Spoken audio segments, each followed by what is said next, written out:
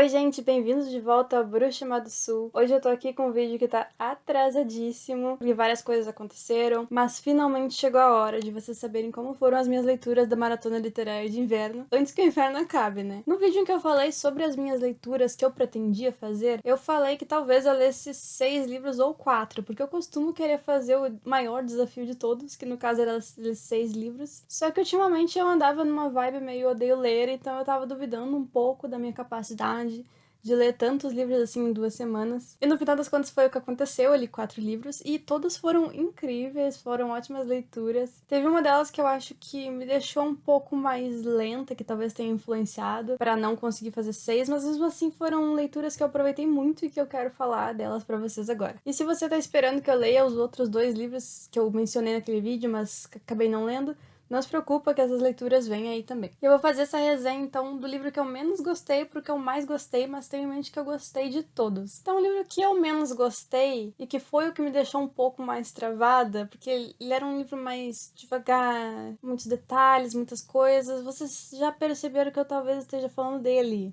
de Stephen King.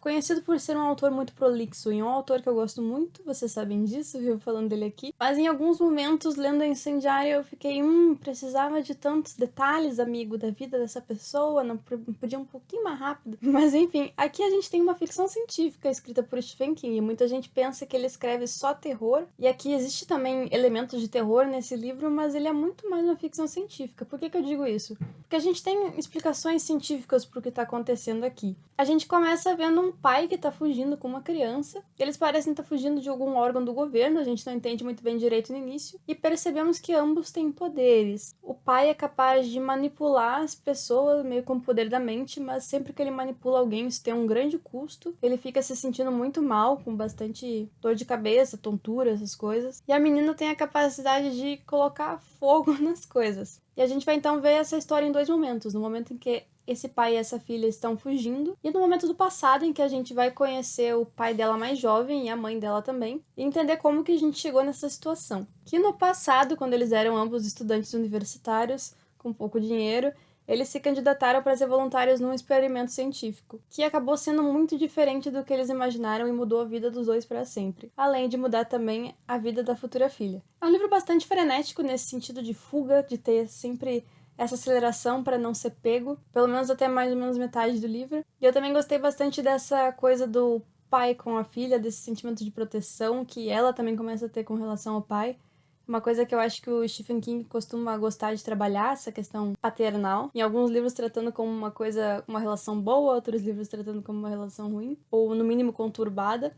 Mas enfim, é um tema que ele gosta muito de trazer. No final das contas, foi um livro que eu achei muito interessante, muito legal ver o King escrevendo uma ficção científica. Gostei dessa construção das relações entre os personagens. Não entra como um dos meus livros favoritos do King, mas foi uma leitura interessante. Eu só não entendi que essa edição aqui diz que é pra ter com uma nova tradução e conteúdo extra, que é uma nova tradução eu não duvido. O conteúdo extra eu achei um pouco questionável, porque o máximo que a gente tem aqui é um texto no final do Grady Henderson, que fala sobre fantasia paranoica sob efeito de speed. Ele fala bastante justamente dessa questão do King ser muito entendido pela indústria editorial como um escritor de terror, enquanto na verdade ele pode fazer outras coisas, e como é vendido realmente de forma comercial. É uma análise interessante, mas eu achei que considerar isso como conteúdo extra, eu esperava um pouquinho mais. Não deixa de ser um conteúdo extra? Não deixa, mas... Infelizmente, então, essa foi a leitura que eu menos gostei das 4, mas ainda assim foi uma ótima leitura, então a gente tá com um nível altíssimo. O próximo livro eu gostei bastante, é uma ficção histórica, eu sou apaixonadíssima por ficção histórica, adoro Metade Perdida, Pachinko. Então aqui a gente tem Hamnet, que eu tenho na edição do Clube Intrínsecos falecido, que não existe mais.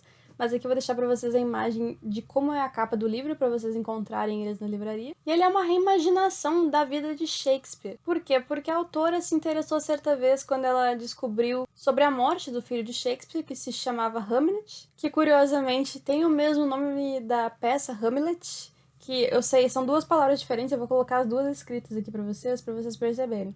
mas ela dá uma explicação de que, segundo lá as regras do Reino Unido, são o mesmo nome. Então ela tinha curiosidade sobre essa criança que faleceu, porque não tem registros do que exatamente aconteceu para essa criança virar óbito. Se foi uma doença, se foi um acidente, não se sabe. E ele tem justamente o mesmo nome da peça famosíssima Hamlet. Eu demorei bastante tempo para ler esse livro porque eu achei estranho ler ele sem ter lido Hamlet primeiro. E li foi uma experiência maravilhosa ler Hamlet, o trabalho original de Shakespeare. Ele é muito mais engraçadinho do que as pessoas imaginam que ele seja, embora essa peça seja uma tragédia, mas você não precisa ter conhecimentos de Shakespeare para ler Hamlet da Meg O'Farrell. Você pode entrar nessa totalmente cego, mas é óbvio que vai ser mais divertido, mais interessante se você também tiver esse imaginário de como será que era o autor que escreveu todas essas peças. Então a gente também passa esse livro em 2 tempos diferentes, que nem foi em Incendiária. Num deles a gente vê o pequeno Hamlet, que tá desesperado no momento porque a irmã dele, a irmã gêmea, tá muito doente e não tem nenhum adulto em casa e ele não sabe o que fazer. E a gente fica voltando então pro passado também, entendendo quem foi William Shakespeare antes dos filhos e conhecendo a sua esposa, que é uma personagem muito interessante, a Agnes, que é retratada nessa reimaginação como uma mulher muito independente, como uma mulher muito conectada com a natureza e que ia um pouco contra alguns costumes da época. Então ela acaba sendo uma personagem muito bacana. E eu gostei muito de ver ambas as partes da história. Eu ficava muito animada de ver o romance dela com o William progredindo e as coisas da vida deles acontecendo e os problemas do Will com a família, com a sua carreira, que ele não tinha certeza se as coisas estavam funcionando muito bem, as dúvidas dele, ao mesmo tempo em que tem um tom desesperador na situação que o pequeno Hamlet está vivendo. E é um livro que me deixou bastante triste, porque ele vai justamente culminar na morte dessa criança. Então a gente vai se apegando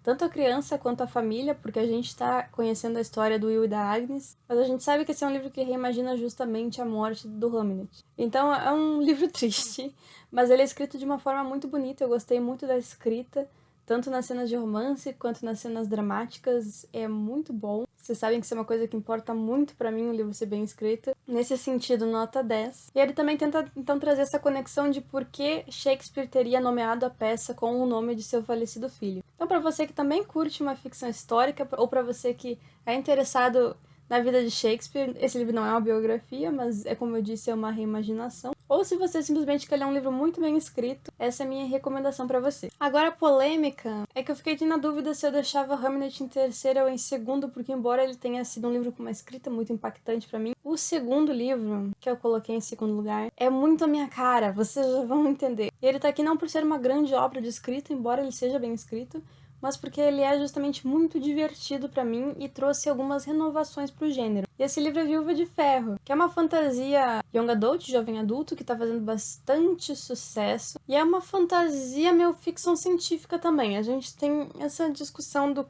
que exatamente é ficção científica. Porque logo que começou esse livro, eu fiquei muito tensa, porque apareceu uma coisa que parecia robôs. Robôs. Se você está aqui nesse canal há mais tempo, se você viu minhas resenhas de Peças Infernais, você sabe que eu tenho pavor de robôs ou de qualquer coisa que pareça robô. Eu acho que qualquer história com robô fica automaticamente chata. Mas então a gente não são exatamente robôs, eles se chamam crisálidas, e basicamente são megazords, em que as pessoas entram dentro deles e controlam eles para vencer uma guerra contra umas outras criaturas que estão tentando dominar ali a Terra, o Império. E a gente conhece o nosso personagem principal, a Zetian, que é uma menina que vem de uma família consideravelmente pobre, de uma região mais remota ali do Império, de Huaxia. E ela vem sendo criada a vida toda para ser uma esposa perfeita. Inclusive, um elemento muito interessante, pelo menos do meu ponto de vista, é que ela pratica aquela questão dos pés amarrados. Vocês já devem ter visto fotos alguma vez, eu vou tentar colocar uma fotinho aqui, em que as mulheres chinesas, em um certo período, tinham essa prática de amarrar os pés para eles ficarem pequenininhos, e isso era parte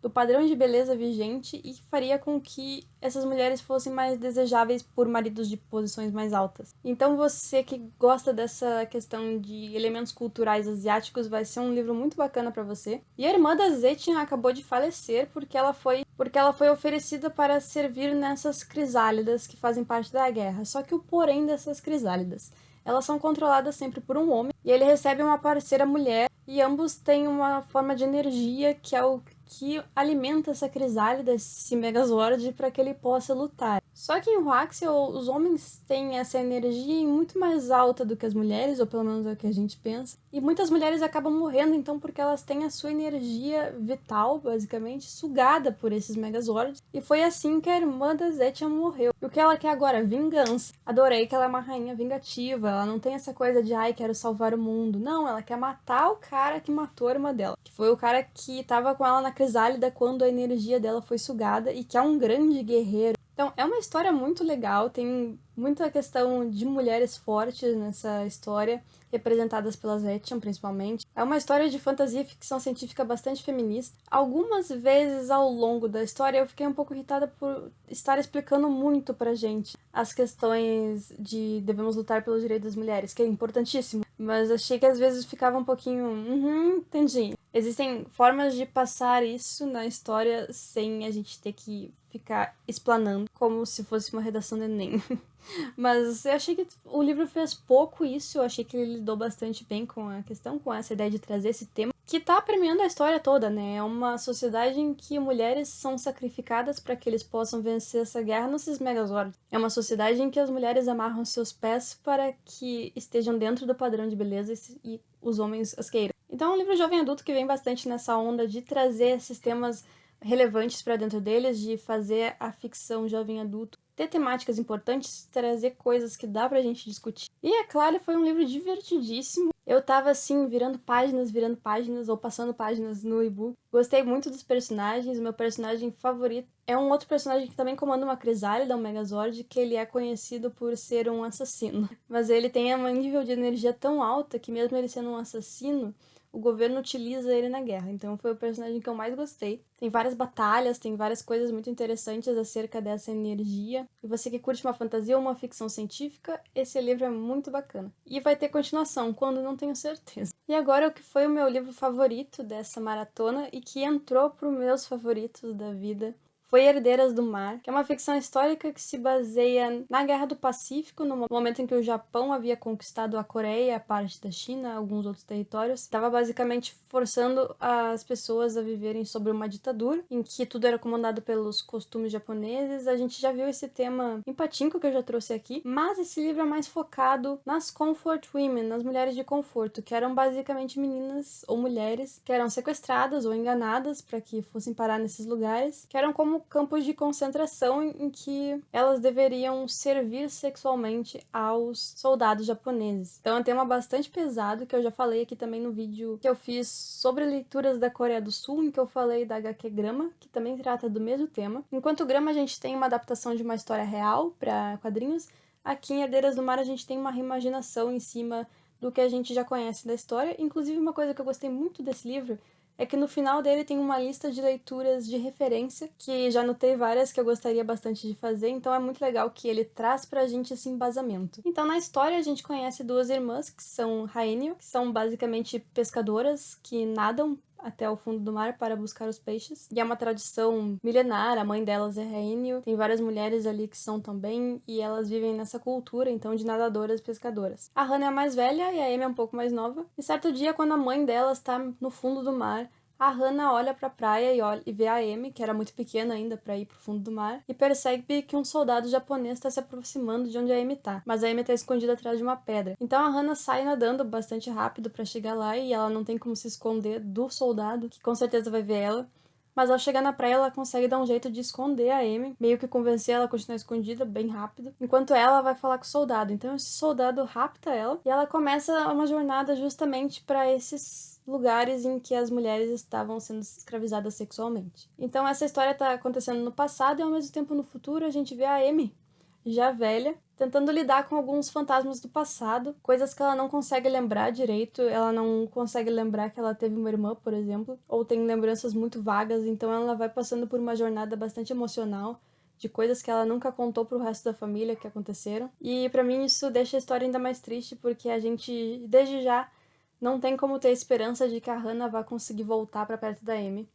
porque a Amy já é uma senhora de idade, então pelo menos até o momento em que a história tá acontecendo, a Hannah não voltou. Mas mesmo assim a gente fica muito curioso de saber qual vai ser o destino da Hannah. Será que ela vai ficar para sempre nesses lugares? Será que ela vai conseguir escapar? As minhas partes favoritas da história eram narradas pela Hannah, embora fossem as mais dolorosas também. Porque do lado da história dela tinha justamente mais coisa acontecendo. Tinha vários outros personagens interessantes também que ela acaba conhecendo nesse lugar. E essa batalha pela vida, justamente. Então, como eu gosto muito de ficção histórica, eu gostei de saber mais sobre esse tema também, através de uma ficção. Claro que para buscar mais conhecimento temos que ler não ficção também. Justamente por isso eu gostei que temos uma lista de livros no final. E é um tema pesadíssimo, é uma coisa que causa atritos entre o Japão e a Coreia até hoje. E é um livro muito bem escrito, é muito difícil não se emocionar com ele. Então, um trabalho muito interessante da autora. E se você ficar interessado nesse tema, não deixe de assistir o meu vídeo sobre leituras da Coreia do Sul, em que eu também falo sobre isso. E é isso, gente. Essas foram as leituras da minha maratona literária de inverno. Terminou num tom meio triste, porque o último livro foi pesado pra caramba. Mas aqui vocês viram, teve livro divertido, teve livro pesado, teve drama, teve risadas, teve lutas de megazords. E aqui a gente tem de tudo um pouco. Não esquece de deixar seu like, de se inscrever no canal, de comprar sempre com o meu link, por favor, que fica aqui na descrição. E até a próxima.